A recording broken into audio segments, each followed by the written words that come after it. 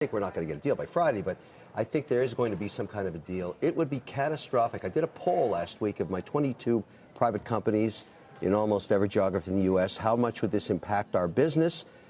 Tell me about the next 4 quarters if all of a sudden their tariffs went from 10 to 25. It would be catastrophic. So because of that, I believe a deal is going to get done. So I'm going to give it at least a 70% chance that it happens, but not by Friday, in the next 3 months. Who wants the other side of that? Anybody at the table? Do you think a deal's going to get done? Weiss, what do you think by Friday?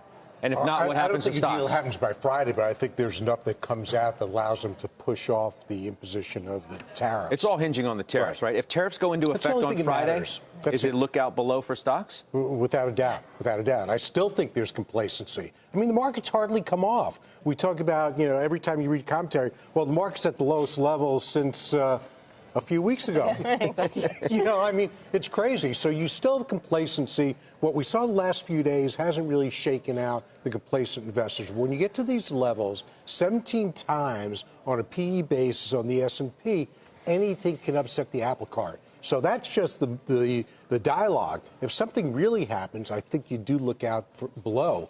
But ultimately, there'll be a deal, some sort of deal. What I think Jeff Gundlach, what I don't think he misses, but what I don't think he didn't say was there's an ability on both sides to propagandize whatever comes out to make it seem that it's more positive than it is. So ultimately, that may be the solution. But look, I haven't done much in the last few days as some stocks have really gotten hit. I nibbled a little. I've got a healthy dose of cash because I'd like to see the market come down. So, Amy, is it wait and see for you, or how are you playing the market right now? I mean, you just can't trade on whether you're going to get a deal or not. You have to know what you can research and research that and know what you can't. I don't think anybody, unless somebody's talking to Lighthizer on a regular basis, they're not going to know if a deal's getting done or not. And you just have to plow through with your strategy, and that's what we've been doing. My man, Pete. Okay, so there's a headline that comes out. We're trading on headlines, as we usually do. Have been for a while. Sarah Sanders says, Chinese indicated they want a deal. Yeah. Take that for whatever you want to. Right. What do you do?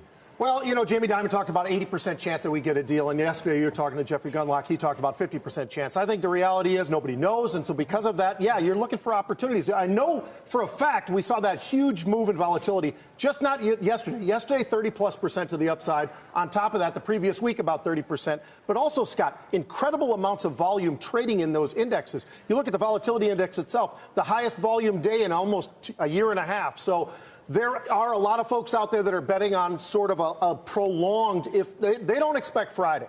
I think everything that we've been seeing, we've been talking about all year, has been in the derivatives markets. It's very short term because nobody really has that ability to have that vision longer term, further out. So they're just continuing to be, right now it's May, June, a little bit of July activity that we're seeing. Not much further out than that, though, because it's impossible, to your point, impossible to know when. I think we do get a deal, but when? When is the big problem? Okay. Dubravko, your last note, above trend revenue growth, better than expected margins, record buybacks, 3,000 target on the S&P.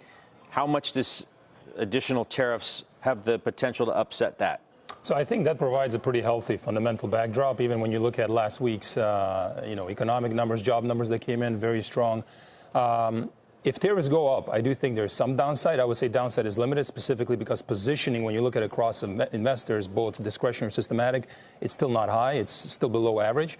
So I think there's some downside, but I think the downside is quite contained. Now, on the other hand, if you have no tariff increase, but let's say this, call it deadline on negotiation continues, I think the market is able to sort of hold the current levels, which is in line with historical average.